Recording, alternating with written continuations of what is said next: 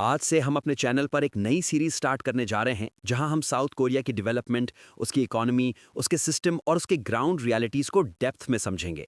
और ये सीरीज की बिल्कुल पहली वीडियो है जिसमें मैं आपको साउथ कोरिया की पूरी कहानी सुनाने वाला हूं। एक ऐसी कहानी जो सिर्फ तरक्की की नहीं बल्कि स्ट्रगल, डिसिप्लिन और विजन की कहानी है। आज का साउथ कोरिया दुनिया की टॉप इकोनॉमीज में शुमार होता है। Technology, automobiles, ship building, electronics और इनोवेशन में इसका नाम रिस्पेक्ट के साथ लिया जाता है।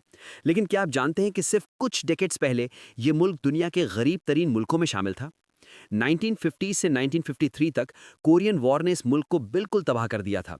इंफ्रास्ट्रक्चर खत्म, इंडस्ट्री जीरो, लोगों के पास खाने को नहीं था और जीडीपी इतनी कम थी कि अफ्रीका के कई गरीब मुल्कों से भी नीचे थी।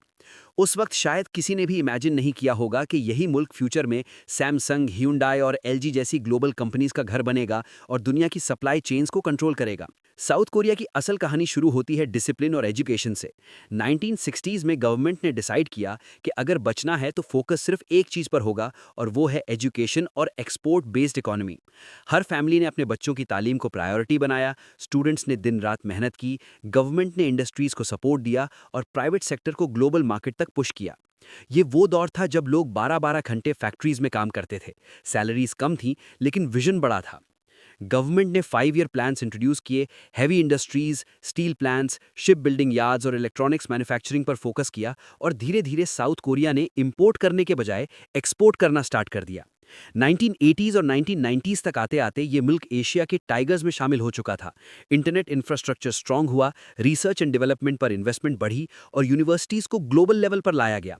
आज साउथ कोरिया दुनिया के सबसे fast internet speeds, advanced public transport system और डिसिप्लिन्ड वर्क कल्चर के लिए मशहूर है। लेकिन इस सक्सेस के पीछे सैक्रिफाइस भी है।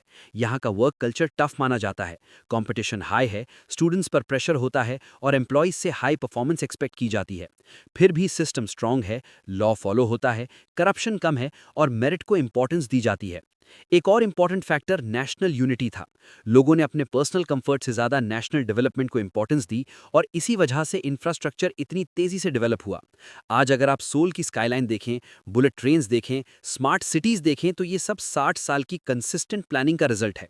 साउथ कोरिया ने टेक्नोलॉजी को सिर्फ यूज नहीं किया बल्कि क्रिएट किया। सेमीकंडक्टर्स से लेकर इलेक्ट्रिक व्हीकल्स तक ये मुल्क फ्यूचर इंडस्ट्रीज में इन्वेस्ट कर रहा है।